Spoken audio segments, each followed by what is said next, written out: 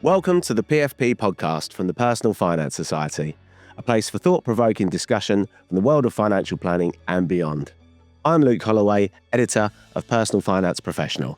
In this episode of the podcast, we catch up with Personal Finance Society President and Chair Carla Brown at the midway point of 2026 to hear about the fantastic ways the PFS is engaging with members and the wider profession this year. As well as serving as PFS President and Chair, Carla is CEO and Chartered Financial Planner at Oakmere Wealth Management and was PFS Chartered Financial Planner of the Year for 2021-22. Before we get into the episode, a quick note that we want to hear from you, our listeners. What questions would you like asked and what would you like to hear more about? You can email us at podcasts@thepfs.org. That's podcasts, plural, at thepfs.org. Now, here's my conversation with Carla. Hello, Carla. Welcome to the podcast. It's great to see you again. Hi, Luke. Thanks for inviting me back. It's great to be here. It's a real pleasure to have you with us. We're really excited to hear more about what the PFS has planned for the rest of this year. Now, Carla, you're currently in your second year as PFS President. So how has that experience been for you and how pleased are you with the progress the PFS is making in terms of serving members and the wider profession? I think the first thing I would say is, my goodness, how time has flown. It doesn't seem like 5 minutes since I took on the mantle. But I can say that I've genuinely loved the experience. You know, it's been challenging at times. It's been hard work. It's been an incredibly busy couple of years. I think we've made great progress, but it's also been incredibly rewarding. I think we've done a lot in what feels as though it's been quite a short space of time, which is really, really good. But I think what's probably stood out to me the most is the passion that exists both across the profession, but also within our membership. People really do care. They care about, doing a great job. They care about the profession. They care about the Personal Finance Society. And it's been great, wherever I go across the UK, meeting advisors, paraplanners, admin staff, business owners, students. Everybody just cares so deeply about what they do, and they want to do a really good job. It's about people's lives, and that's really inspiring and has given me the motivation to carry on doing what we're doing and the momentum that we've had. And I think, in the last 18 months, the PFS has made great strides in becoming more visible. We've kind of put things behind us. We've become more engaged. We've tried to connect more with members, and we're getting out there. We're putting on some really good events. The feedback that we're getting from our events is fantastic. There's been a real shift, a real focus on listening to members. And I hope members do feel listened to, because we really are trying. But we always want to hear more, So when people see me out and about at events, please come and talk to me. Tell me what you want from the membership. So we're really trying to improve communication and make that more of a two-way thing.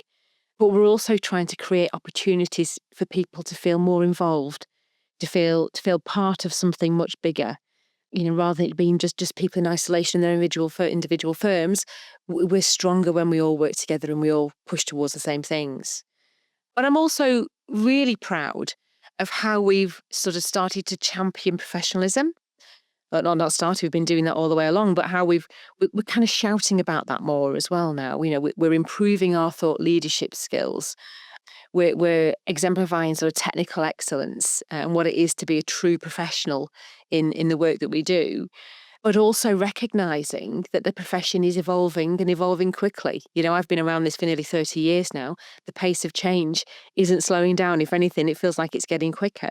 We've got to stay current. We've got to stay relevant. And I think the PFS is really helping with that. So we're helping to support professionals, not just technically, but also, as business owners, as leaders, as employers, but also looking at how we can develop that pipeline of talent coming through, because this is where we need to put more emphasis, I think, within the profession going forwards. There's always so much to do. There's always more to do. It's really exciting. But I think the sort of general direction of travel is really positive. Absolutely. I mean, the PFS, as you say, has always done something to such an excellent standard in terms of events and learning and qualifications. But it really is quite clear that it's kind of evolving and kind of broadening what it does for the profession. And as you say, engaging with those firms and being a platform for financial planners to come together. Definitely, definitely. And yeah, we're seeing really positive results now. Our NPS score is increasing. We've actually had the membership base increase for the first time in years, which is brilliant. People are starting to talk about the PFS as being the place to be. We just need to run with that now and continue doing more of what we're doing. Excellent. And a major theme of your presidency, Carla, has been bridging gaps in financial education, particularly in young people. So, how has that work developed in the kind of 18 months of your tenure so far? And do you expect that to continue as a major theme into kind of 2027? Definitely. Financial education is something that's always been very close to my heart. Ever since my son was at what was infant school, key stage 1, just shows how old I am. But going into school, into his school, and understanding the lack of financial education that was available to young people, even at a very young age. So education has been at the heart of my presidency from day one, and that's not going to change. That's going to continue, beyond me being president. I'm absolutely sure. I've always believed that financial education is something that should be available to all. It shouldn't just be there at a point of crisis when someone's made an awful mistake, a really bad decision. We need to start much earlier. If we can improve people's financial acumen, if we can give them the tools to navigate good financial decisions, we can stop so much financial harm. Let's try and stop the problem before it starts rather than trying to pick up the pieces further down the line. I think that's really important. And over the last year, we've had some really encouraging conversations with schools, sixth form settings, universities, youth settings, and looking at the work that they're doing in their local communities and how we at the PFS can support that.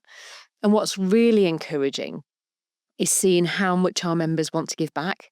They want to give up their time to go into these settings to deliver, educational workshops, and that's a wonderful thing to be able to do. I've been into schools and I've delivered these sessions myself.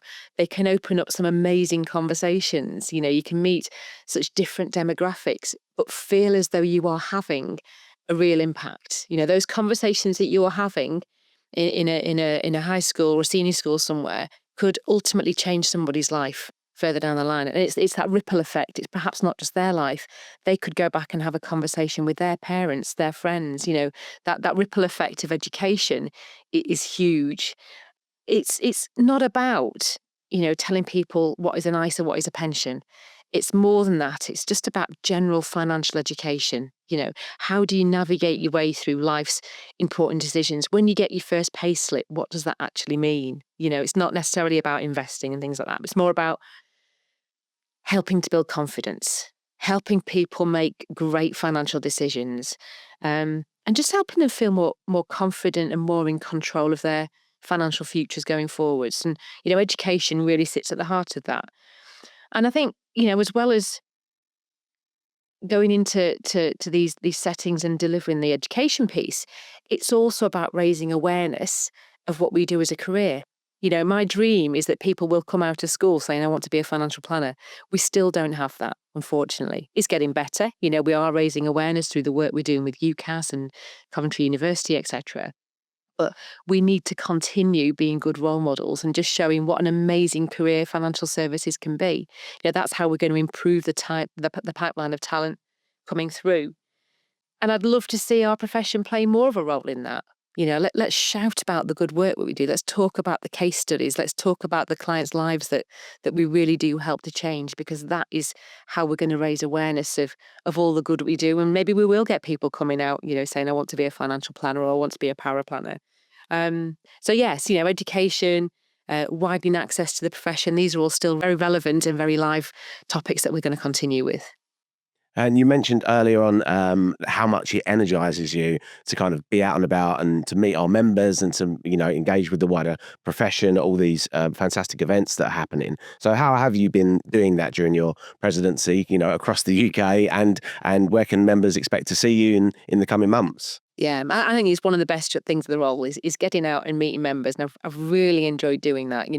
I've been to the regional road shows, I've been to the Power Planning Conference, it was obviously the national conference last year, even going to some of the local committee meetings as well.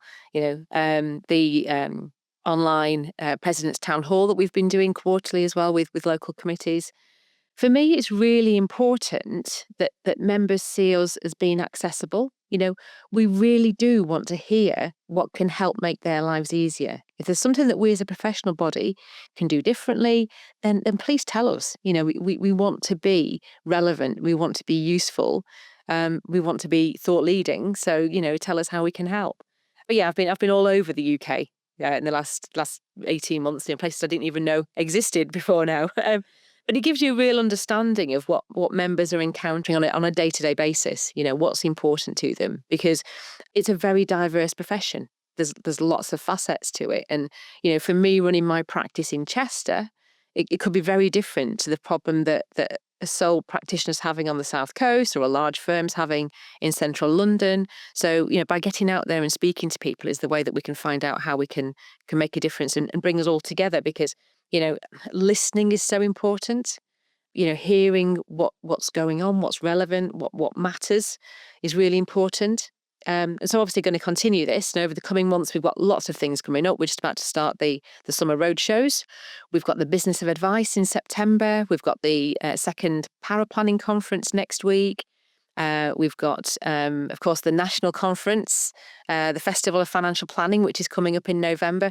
Really excited about that. That's going to be absolutely amazing. But then we've also got the nice things such as the graduation ceremony. We've got the Chartered Awards. So we've got lots going on between now and the end of the year. Fantastic. There's so much to look forward to, and we'll certainly speak more about those in a second. Let's move on to Pathways to the Profession, because that has been such a major initiative that was launched almost a year ago, a flagship talent initiative for those taking their kind of first steps into financial planning and encouraging them in many ways to do that and supporting them. So can you give us an update on Pathway to the Profession? How's that been going in the past year, and what can we look forward to? Yeah, no, I mean, this is something that I'm really proud of, that we as a board have been able to launch such an important incentive. It's the single largest investment the PFS has made. The fact that we've committed £1 million to improving the pipeline of talent coming into our profession, I think was, it was a bold thing to do. But the initial signs are really positive. So as you say, we're nearly 12 months on now. We launched it in July last year. We initially launched 500 free memberships, free exam places. We've actually exceeded that. I think we've got something like 520, which is brilliant.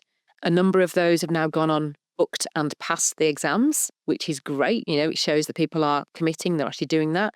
And we've also had some that have gone on and done the whole diploma within that space of time. So it just shows that it can be done with the right support. So that's been really encouraging. Where we've identified we need to sort of follow on with this is the ones that haven't yet booked the exams. What do we need to do to support them to get them to the place where they're ready to do that? If they're not going to take that up, let's make that available for others so that they can take that place going forwards. But also, one of the things that we're really focusing on now is making sure that once we've got people that are coming through, doing the exams, getting the qualifications, that there's actually going to be jobs for them. So we're looking to work with employers, with firms, to make sure that they feel really supported in taking on these new careerists.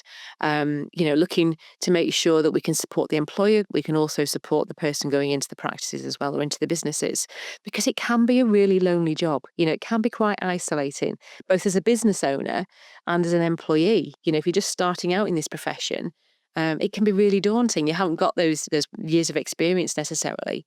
But also as a business owner, if you're looking to grow your business, this could be the first hire that you've made. And again, that's really scary. So we're looking to now deploy the second half of the investment amount. We're looking at ways we can do that. One of the things that we're sort of kicking around at the moment is how we can create a framework that will help employers feel more confident, more comfortable in taking on these new starters. So we're working on that. We're looking at frameworks for how we can encourage internships, how we can encourage work experience so people can get some real hands-on experience of what working in financial services is actually like. But we're also looking at how we can increase the awareness of financial services. And one of the ways that we listen to members and what they want to hear is through social media. So looking to work with some of the influencers on social media, how we can grow our reach and really sort of tap into that next generation, meet them where they're hanging out, rather than where we think they should be. Let's go and find them and talk to them about what a great job this is. So there's still lots going on, and it's going to be really interesting to see how this develops again over the next 12 months. I mean, firstly, it must be incredibly encouraging and satisfying to see those first real people kind of take those steps into financial planning with our support. But now, it sounds like there's almost, this is the next phase now, supporting businesses to find those jobs and to guide those young people actually into the profession in a practical way. Definitely. And it's been great. A number of this sort of new cohort that have gone on the 500 free places, a lot of them have reached out to me personally, and I've connected with them on LinkedIn, and it's really exciting and encouraging and inspiring seeing their progress. We had guys turning up at the national conference last year, and their job title was aspiring financial planner, aspiring financial advisor. It's like, wow, way to make an impact. And having seen these people go through the process and actually secure jobs is exactly what we're all about. This is what we want to see happen. So it's securing that continuous pipeline. So raising the awareness, getting them qualified, but then finding them a role and making sure they feel supported in that role, and supporting the employers as well to take that sort of brave step. Excellent. Well, it sounds like a really exciting next phase of that, and a really positive one. Carla, let's talk about PFS Power, because that continues to be a major source of resources and guidance for PFS members and the wider profession. That seems to have gone from strength to strength this year, doesn't it? Can you tell us more about PFS Power? Yeah, I mean, yeah, absolutely. I am really passionate about PFS Power. I've been around it for a number of years now. I think the beauty of PFS Power is that it's by practitioners for practitioners. It's PFS members who are giving up their time voluntarily to share the benefit of their experience, because we don't need to keep reinventing the wheel. We've all tried things. Some things will work, some things won't work. But, we're all busy people. So if we can share some of the insights that we've learned, some of the conversations that we're having, some of the ways that we're working, it might be something really practical, but it's all grounded in real life experience. And I think that's the real beauty of Power. To me, I think it's the jewel in the PFS crown. I think it's something we need to push forward. We need to be really proud of. And I particularly like its collaborative nature as well. It's about us all working together. And over the last 12 months, we've tried to bring that more mainstream within the PFS. We're looking at how we can link it to the wider PFS thought leadership programs that are going on as well. And we're working really hard now to make sure the content that we're putting out is relevant, it's interesting, it's what our members want to hear about, but also that it's accessible. They know where to find it, where to look for it. We've got some really exciting stuff coming forward. We've just been working on our content plan for the next 18 months, making sure it's all joined up. But we're also looking at how we can put the content out there, because traditionally it's been very webinar based.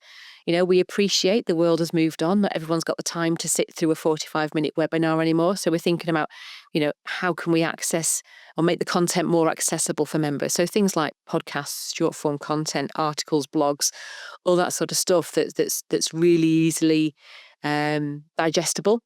And one of the things that we've been talking about at the most recent Power Panel meeting was the possibility of hosting a Power Live event next year. So we're hoping that's going to be around summertime. We're just working out what that's going to look like. But that's going to be really exciting, because I don't think we've held one of those since 2017. I think was the last one that I attended back at the National Motorcycle Centre in Birmingham. So that's a number of years ago now, nearly 10 years ago. Let's go back out there and be brave and do something different.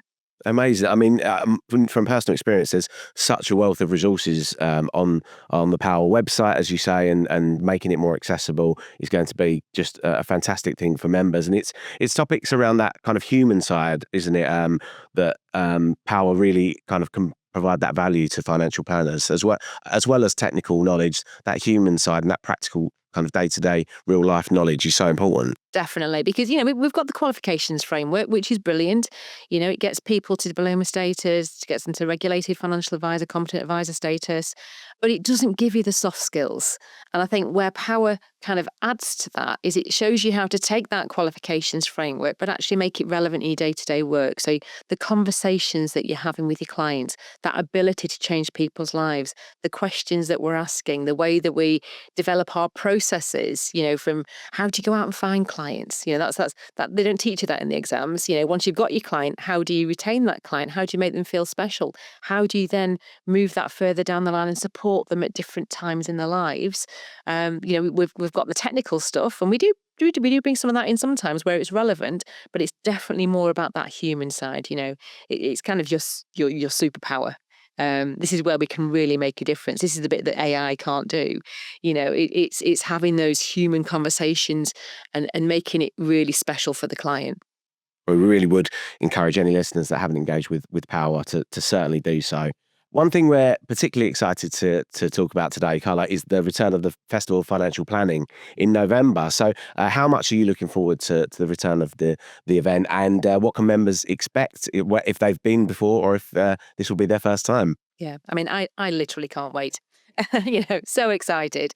And we've been working on this, as you know, for quite some time now. I mean, last year's national conference in London was just excellent. I mean, the feedback that I had from members coming up to me throughout the day, the PFS is back. This is brilliant. It's great to be here. There was a buzz around the room, which we haven't seen for a little while, which was great. There was a real feel good factor to it. And this year we've got the festival, so it's a 2-day event. It's going to be even better.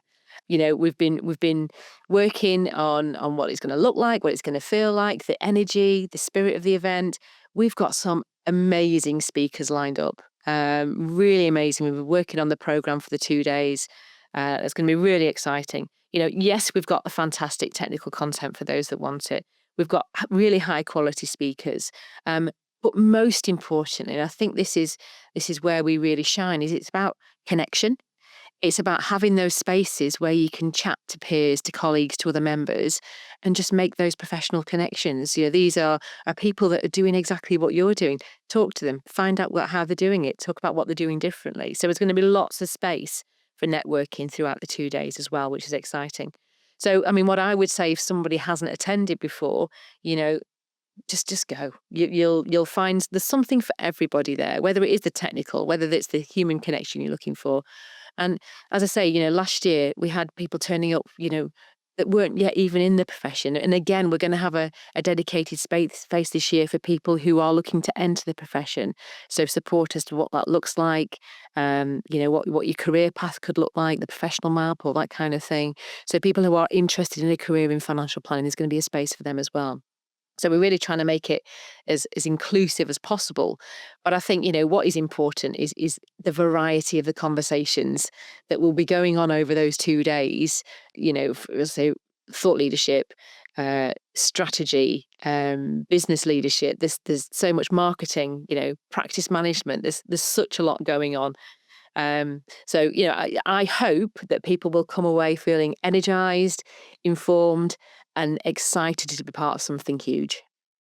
And as you kind of say there, it is about those really insightful sessions and those incredible speakers and all that technical content. But it's just a real chance for financial planners from all over the UK and further afield to come together and actually take time to really celebrate the fantastic profession that they're in. And you really encourage it to be it's a fun event as well as being a professional event. It's just a chance for financial planners to enjoy themselves and Exactly, engage. it's a festival. It's going to be fun. There's going to be music. There's going to be lots going on, places to hang out. So yeah, it's going to be really exciting.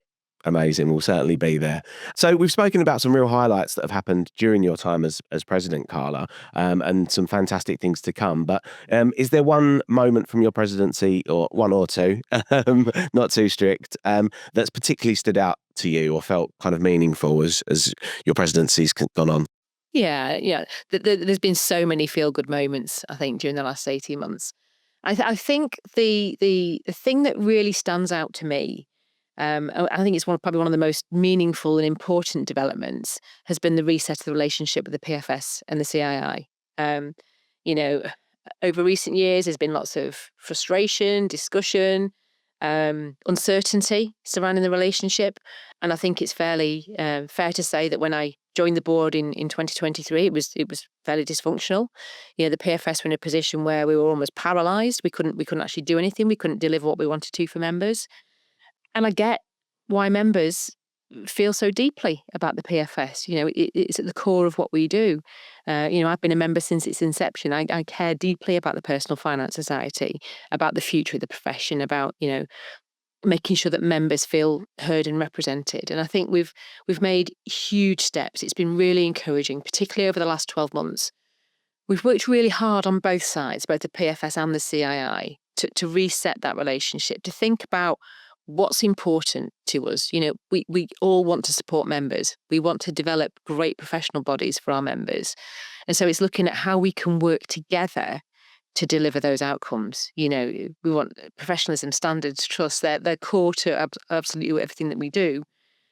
So we're looking at how we rebuild trust. How do we work towards those shared goals to deliver things for members, rather than focusing on the differences, because we're actually stronger when we work together. So for me personally, that's been a huge achievement. It's taken a lot of hard work from all sides. It's not just been me in isolation. There's been lots of people involved in that, and healthy challenge is always necessary.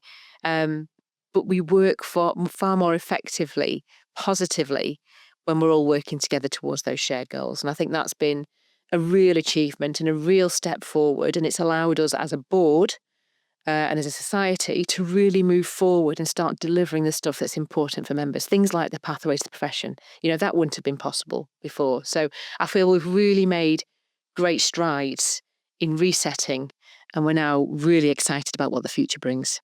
That really is great to hear. So finally, Carla, looking ahead, what are you most excited about for the remainder of this year? I know we've touched on a few of the major things that are coming up, but also what's to come ahead in dare I say, 2027? What are you really looking forward to, and any final thoughts from you? I'm really excited about the momentum that we're building at the moment. As I say, we're seeing the NPS score increasing. We're seeing the membership base starting to increase. I think the profession's in a really interesting place. As I said before, there's lots of change. We're talking about AI. We're looking at how that can improve, both our member journey within the PFS, but how's that affecting our members as well? What's that doing to their businesses? What's that going to do to the future of financial planning? How is this going to evolve over time? So I think it's really important that as a professional body, we continue to engage with stakeholders. We're talking to the regulator, we're talking to the policymakers. We're really pushing forward as thought leaders what's important to our members. And I think that's where we can have a real impact going forward. And we've got a great programme of thought leadership that Adam and his team are working on. So that's going to be fantastic.